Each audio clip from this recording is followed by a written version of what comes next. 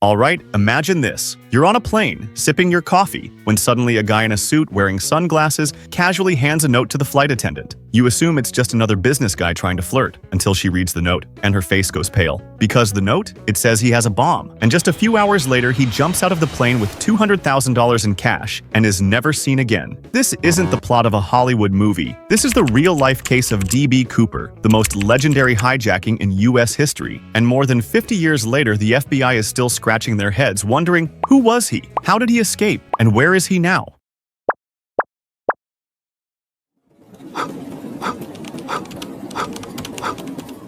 November 24th, 1971, Thanksgiving Eve. A man calling himself Dan Cooper, later misreported as D.B. Cooper, walks into Portland International Airport. He's wearing a business suit, a black tie, and sunglasses. Pretty normal, right? He buys a one-way ticket for $20. Yeah, plane tickets were that cheap back then on Northwest Orient Flight 305 to Seattle. Just a quick 30-minute flight. As soon as the plane takes off, Cooper hands the flight attendant a note. At first, she doesn't read it. She assumes it's just a phone number from a lonely businessman. Then Cooper leans in and says, "Ma'am, you'd better read that note. I have a bomb." "Excuse me? What?" Inside the note, Cooper demands $200,000 in cash, 4 parachutes, and a fuel truck ready in Seattle. If he doesn't get what he wants, he'll blow up the plane. The airline and authorities agree to his demands. When the plane lands in Seattle, the passengers are released, but Cooper keeps the crew on board. Then, after refueling, he orders the pilots to fly towards Mexico City, but at a low altitude and a slow speed. This is when things get crazy. Somewhere over the sky of Washington State, at around 8 p.m., D.B. Cooper does something no hijacker had ever done before. He opens the rear stairway of the plane and jumps out. In the middle of a storm,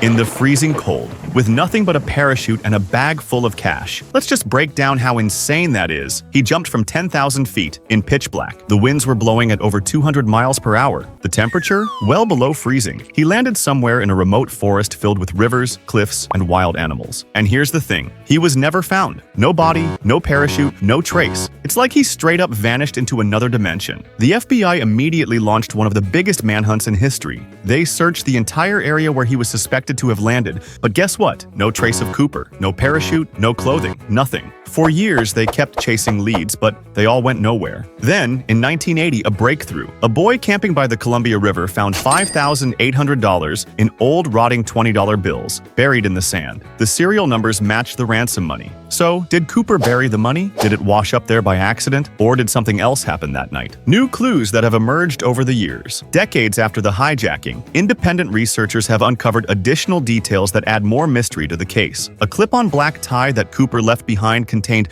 microscopic metal particles, suggesting he may have worked in an aerospace or manufacturing job. Some witnesses later recalled seeing a man matching Cooper's description in different parts of the country, though none were confirmed. In 2011, a woman named Marla Cooper claimed her uncle was D.B. Cooper, but DNA tests didn't confirm the claim. With every new detail, the case just gets more bizarre. Theories. What really happened to D.B. Cooper? 1. He died in the jump. Many experts believe no one could have survived that jump. He wasn't dressed for the freezing weather, and the landing zone was full of dense forests, cliffs, and rivers. But if he died, where's his body? 2. He escaped and lived in hiding. Some people believe Cooper survived and lived a quiet life under a new identity. Over the years, several men have claimed to be D.B. Cooper, but the FBI never confirmed any of them. 3. It was an inside job. Some theories suggest Cooper had inside knowledge of aircraft mechanics, because the way he hijacked the plane was too professional. Could he have been a former CIA agent? A military paratrooper? 4. He was never real. Some wild theories claim D.B. Cooper was a government cover-up, a time traveler, or even an alien. Okay, maybe that's a bit much, but hey, 50 years later, we still don't have a real answer. So, who was D.B. Cooper? More than 50 years later, and the FBI has closed the case without solving it. No arrests, no confirmed suspects, no real evidence of what happened. D.B. Cooper remains the only hijacker in U.S. history to get away with it. But what do you think? Was he a criminal mastermind? A lucky amateur? Or did he meet a cold, dark fate in the Washington wilderness? Drop a comment below,